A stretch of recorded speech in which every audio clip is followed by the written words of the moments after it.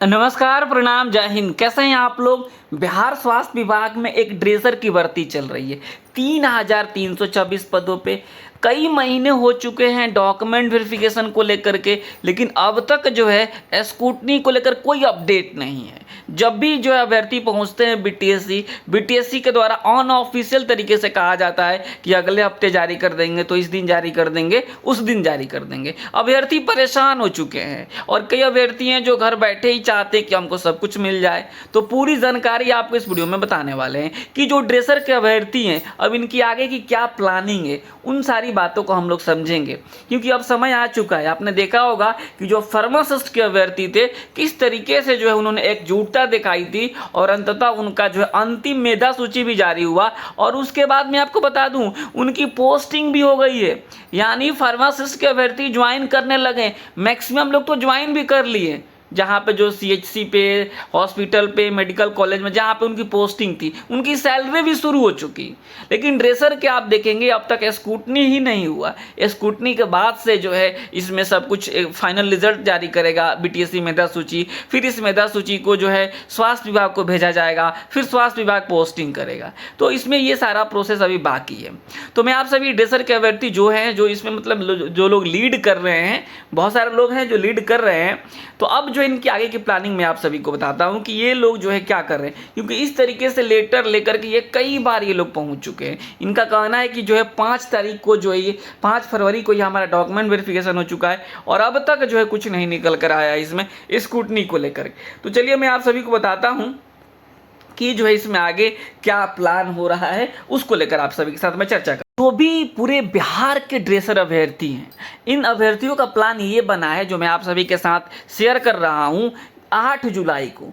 जैसे आपको पता है कि जो है बीटीएससी जो है बार बार अगले हफ्ते कर ही रहा है। जो है कहा गया है, अब जो है बातें नई सामने निकल कर आई कि जो है पहले हम जो है एक्सरे, ईसीजी वगैरह का जो है हम ओटी का हम जो है मेधा सूची जारी करेंगे, इसके बाद हम ड्रेसर का ऑब्जेक्शन जारी करेंगे। इसके बाद ऐसा भी कहा जा सकता है कि पहले हम ट्यूटर का करेंगे फिर ड्रेसर का करेंगे।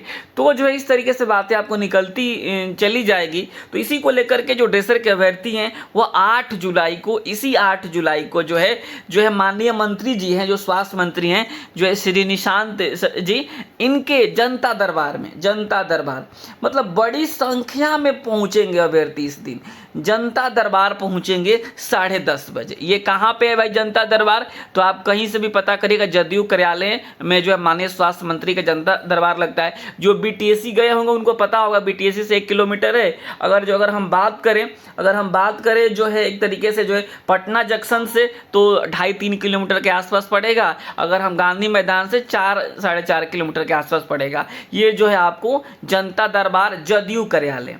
देखिए सबसे पहली बड़ी बात होती है ना कि आप कहीं भी जाएं तो जो है आप बिल्कुल शांतिपूर्वक अपनी बात को रखें। तो जो है यहाँ पे जो लोग भी पहुँचेंगे जनता दरबार में माननीय मंत्री जी के पास, शांतिपूर्वक अपनी बात को मंत्री जी के पास पहुँचाए कि जो है जायजा ले इस भर्ती का कि आखिर इसमें डिले हो क्यों रहा है।